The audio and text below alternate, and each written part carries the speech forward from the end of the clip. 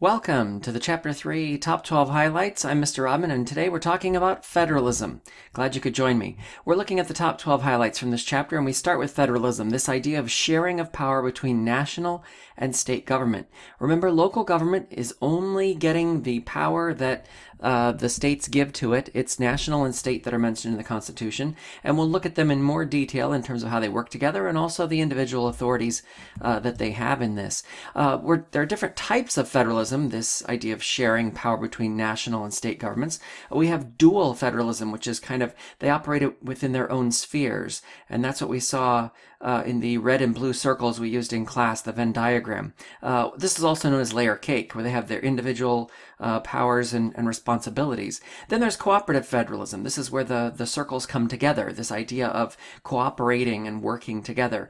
And then there are aspects of marble cake federalism, where people within the national and state governments are sharing responsibilities and kind of mixing it up and working together on various initiatives, such as in a natural disaster, where FEMA steps in and works with state agencies to help with that. And then also permissive federalism, this idea of having states reliant on the federal government for various aspects of maybe a grant program or a highway initiative in which much of the funding is coming from an individual to an individual state from the national government.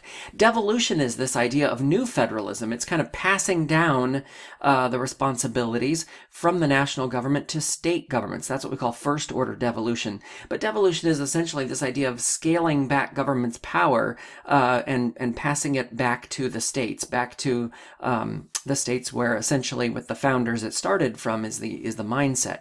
Second order devolution is then state laws passing it more to the localities, and then third order devolution is basically local laws passing it on to nonprofits and charitable organizations and that sort of thing. And what happens if it falls through the cracks there? Well, nothing happens. And that's when some type of crisis usually erupts, and then the state and national government look at it and go, why is nothing happening here? Why is nothing going on? And then the process starts all over. So the debate today is, do we focus on devolution from a centralist point of view or a decentralist point of view? We had centralists like Lincoln and FDR that were really very much about the idea of national government bringing the country together and really setting the agenda. Then we had decentralists like Jefferson and Reagan that were very states' rights oriented in terms of that mindset. This is where we also bring in the idea of unitary, confederal, and federal as part of federalism. In a unitary government, the national government reigns supreme. So this is more central government has the power, and the power then is in that central government. In a confederation, the states have the power. But what we see in federalism federalism is that there is a sharing of those two. That it's not the states that have the power, it's not the national government has the power, but it's a sharing of that power. And that really is the idea of national, state, and local governments all working together. This has evolved over time in terms of, like I said, Jefferson, being very much a decentralist, focused on states' rights, and then people like Lincoln and FDR really focused on the power of the national government to bring the country together in different ways to attack a problem or help the country heal. And then we see this ebb and flow back and forth in terms of that. So it definitely encourages experimentation in terms of this idea of federalism. There is a check and balance, just as Madison designed it on the basis of Montesquieu's separation of powers, the idea of trying to keep government in check, as he says in Federalist number 10, by containing factions, by pluralism, by using different branches of government and different levels of government to really attack that. And it does help bring government closer to the people. If you have a government that is at the state level, it has much more access to people in terms of town halls and things where people can go to the local government and really petition their government for whatever grievances or concerns they may have, and really encourage that type of participation. Now, you also have to keep in mind that some of the disadvantages include things like sometimes it's hard to hold people accountable, and sometimes it's hard to get an answer or to get a response. And this is one of the disadvantages. To get things done takes a lot more time when you've got a sharing of power. There's also no uniformity involved in terms of trying to address that. And then a lot of times, as we'll talk about in the next unit, there's a lot of bureaucratic problems or pathologies that are in place that create inefficiencies and create waste, fraud, and abuse that comes as a result of that. And then, as we've also seen, when you give states a lot of rights, it also gives those in state government the power to violate the rights of particular groups in those states. And then we see more violations of the 14th Amendment and equal protection, like we talked about with the amendments there. So we really see this idea of federalism is really all of these governments working together, really trying to share power in order to make things come together for the good of the people, to provide government that is by, for, and of the people. Now, remember, the delegated powers are those that are expressed or enumerated. They're powers that are given to the national government. Other than elaboration, that whole what's necessary and proper, that's the power that's given to the national government. And we, under the Supremacy Clause, sixth article of the Constitution, when the national and state government conflicts, the national government has supremacy. But state governments have all of the other powers reserved to it. So if it's not spelled out as a national government power, then it is seen as a state government power. And then, obviously, we've talked about these in class, some denied powers like granting titles of nobility or impacting the equal protection of suffrage, the right to vote for individuals, can be challenged in court and has been. And we'll talk in a little more detail here about some of those and kind of the implied and inherent powers where people tend to get a little hung up on this. But if you remember in class, this is one of the handouts I gave you, looking at the in the red there, the delegated or the national powers, the blue, the reserve powers or the state powers. And the white oval in the middle is essentially those concurrent or shared powers, things like the power to tax, the power to borrow money, and then denied powers. As I mentioned, like granting titles of nobility is a denied power, as well as infringing the right to vote. And we see those all outlined here. And you can pause this and take a closer look at some of these powers the national government has, as well as the state and the shared powers that they both share that I mentioned here briefly, as well as the denied powers that we went over in class 2. So you can pause this here. I'm going to move on in the interest of time because I want to talk about implied versus inherent powers, and especially that necessary and proper clause, what we see as the elastic clause today.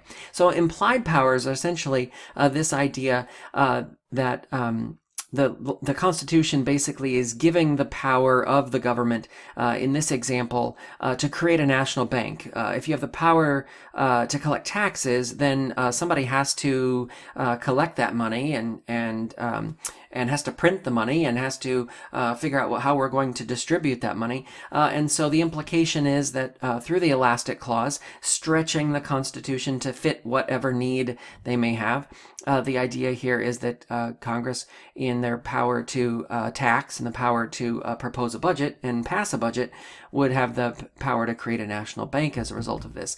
Now, inherent power is an idea that government has a certain role that people believe goes with it.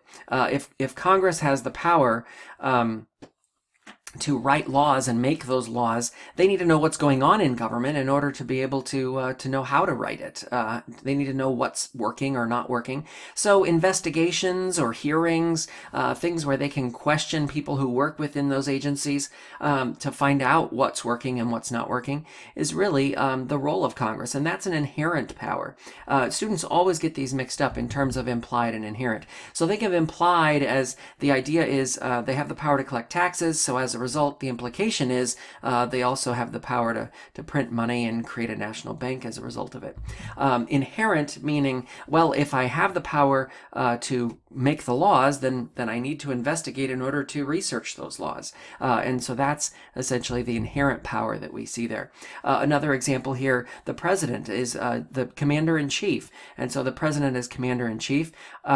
may have the power to wiretap. And again, not everybody agrees with this mentality, but the idea there is that as commander-in-chief, if I can protect the American people by wiretapping as opposed to sending in troops, then isn't that an inherent power that I have? And again, there's a lot of questions around that in terms of national security versus privacy, but the idea is that it is an inherent power, whether you may agree with it or not, that may or may not be justifiable under the Constitution. And again, it depends on how different presidents use that particular power. Now remember that the power of the national government comes through essentially three aspects of the Constitution. We look at the Supremacy Clause, Article 6. We look at the war power, the power of the president in Article 2 to serve as commander-in-chief, but also the power of Article 1, the Congress, to declare war. The president also shares that power, obviously, and needs to work together with Congress with their declaration of war power in order to carry out what is best for the people and best for America. As well as the Commerce Clause, the idea of Congress is under Article 1, the power of Congress to regulate commerce and also to tax and spend according to those powers. So this is really where, if you look at the power of the national government, the majority of the power, a good 99% of the power of the national government comes from one of these four places. From supremacy, again, national and state government conflict, who wins? National government. War powers, commander-in-chief and declaring war, the power to work together for protection and national security of the American people. Commerce Clause to regulate that commerce and to tax and spend. These are where most of the powers of the national government are emanating from. Now let's talk about mandates for a second. So mandates is where the government is basically telling either state governments or the people what to do. And in this case, many cases, it is national government telling state governments what to do. And an unfunded mandate is basically they're not giving them any money to do it. No Child Left Behind, for instance, was a bill that was partially unfunded. They gave them some money to the states, but a lot of it they had to come up with their own ways. And by the way, that's probably a lot of the justification for why states were saying that it wasn't successful in many places because they didn't have the money behind it. The Unfunded Mandates Reform Act is essentially trying to reduce laws and regulations that are unfunded, and again, devolution at work here in terms of passing that down. But we're seeing more and more of that in terms of government using devolution to pass laws and regulations and responsibilities down to the states, and many times it's being unfunded. So let's take a look at item number 10, which is interstate relationships. The importance here is looking at how states work with each other and the relationships that they have here. The full faith and credit clause goes back to what I talked about with marriage licenses or driver's licenses, accepting records as valid from one state to another. I don't need to have a Virginia driver's license in order to drive in the state of Virginia. They will accept my Maryland driver's license. But keep in mind, if I were to lose that Maryland driver's license, then I would obviously have to get something from another state if I moved or something like that. Privileges and immunities basically says, well, if the citizens of one state have a privilege or have an immunity from something, then citizens from other states would have the same. And a lot of this is the idea behind it, that if you're going to give rights and privileges or responsibilities to follow the law to your state's citizens, you're going to give them to people passing through as well. Extradition kind of stems from that mindset. If you're going to arrest someone from your own state, obviously you and they were found to be illicit in a crime or allegedly illicit in a crime, then it is the state's responsibility to extradite those criminals or alleged criminals to the states where they're being charged. And that is kind of an understood relationship with the interstate relationships of states. And the last one is kind of an interstate compact. This is a lot of the regional cooperation we'll talk about when we look at things like the Chesapeake Bay.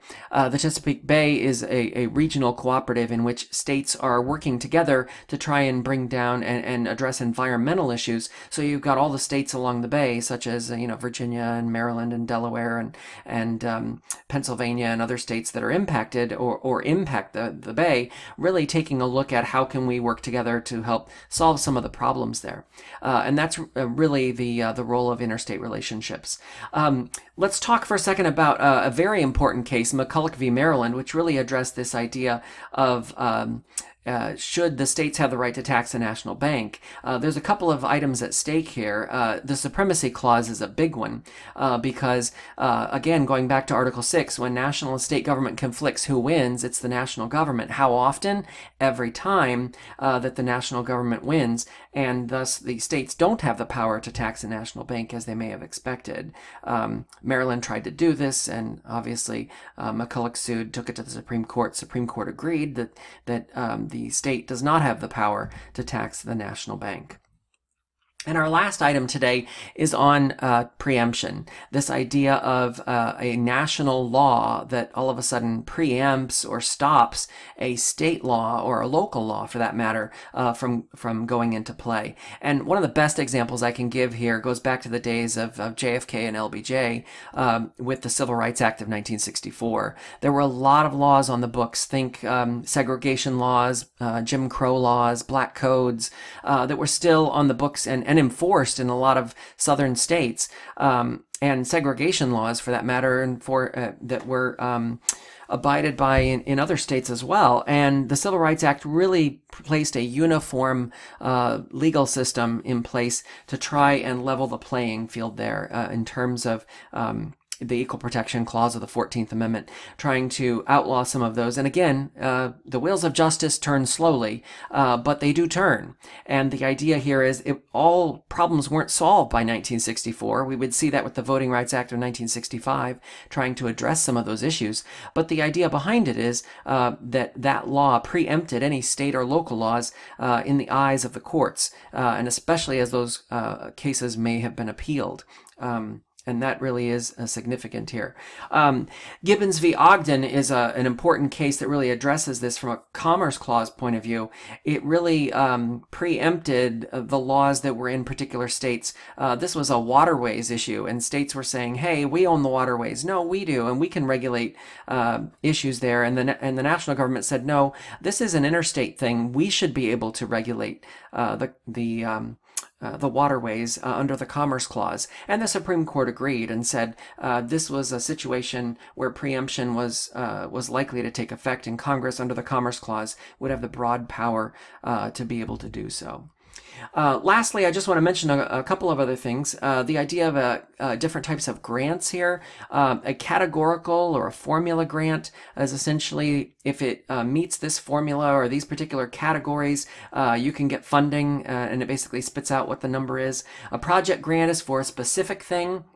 And a lot of times it could be for after-school education programs or scientific research or those types of things. And then a block grant is basically just a pot of money that's given to a state for a broader purpose. Maybe it's just for education or just for healthcare or just for transportation.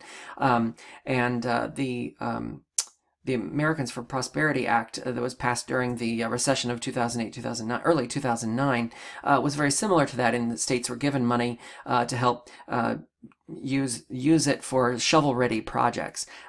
We don't see as much of that among Republicans giving those types of grants, more among Democrats.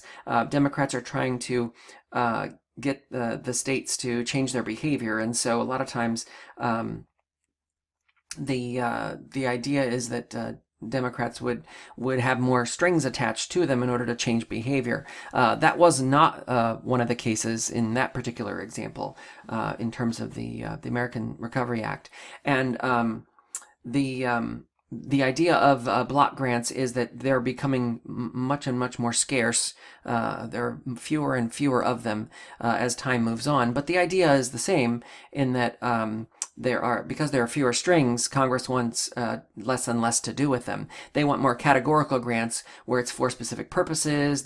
It's tied to something that the state is going to do with the money and provide some type of return on investment to be able to track it and monitor it and see where the money's going and that it's actually going for a specific purpose. Now you can stop here and take a look at some of the data that's behind this, and this is in the chapter notes as well. You will see that Maryland, for every per dollar of federal spending, gets about $1.30 back. We're ranked 18th on this list. But you'll see there's a lot of states that tend to give, and we see this from Florida on down, kind of 34 through 50 here, that spend $1. But the idea is they're giving more than they're getting. They're getting fewer dollars back. For New Jersey, for instance, is only getting 61 cents on the dollar, where a state like New Mexico is getting about $2 for every dollar that they send into Washington. So obviously this is a rallying call for a lot of states in terms of their representation and the idea of devolution, giving money back to the states, cutting the federal budget in order to give money back. So we see a lot of the states that are in the give more than they get column tend to be more Democratic leaning, like California, New York, Massachusetts, Washington State, and Minnesota, where the states that are getting more money tend to be more conservative. New Mexico, Mississippi, Louisiana, West Virginia, in that nature, which is also a power of trying to keep the money with the federal government on the national level, so that those states will essentially be happy, trying to placate to some extent. And you can pause it here and take a deeper dive in terms of what's coming back in terms of what you get more in taxes. This is basically data that's showing the same thing. But it is important to note that you could get this type of a graph and really need to be able to address it in terms of what are we giving versus what we're getting, and what does that say about devolution and the grant process. Some key events to keep in mind as part of this chapter, obviously in terms of this idea of federalism and the national government giving to the people and the relationship there of national and state government. We have the Civil War that's awarding federal pensions to soldiers, which is a fairly new idea. We have the rise of big business during the Industrial Revolution, and the federal government is regulating those railroads. The Great Depression is seeing a need for a national scope of programs to help get people back to work and give people a leg up. Many of them who've lost their homes, their farms, their jobs, everything they've ever owned, and all they have is basically the clothes on their back. World War II, I mean, we can say significant change there in terms of the role of the national and state governments in terms of their relationship. And then obviously the Civil Rights era with the Civil Rights Act of 1964, as we talked about earlier, definitely changing with preemption, the idea of national laws preempting state laws. So what's the future of federalism? The answer is IDK. We don't know. The idea is that it's in your hands. You are the future, and you're going to be the future leaders of our country. So how that plays out and what the role is of national and state government is really up to you and your responsibility and the roles that you play there. But we've seen this back and forth, this kind of sway from president to president, from Congress to Congress, from crisis to crisis. Who's to say what will happen in the end? But the future of federalism is definitely yours. Hope you found this helpful, and this ends the highlights for Chapter 3 on American federalism. We hope you live the 5 and have a great day.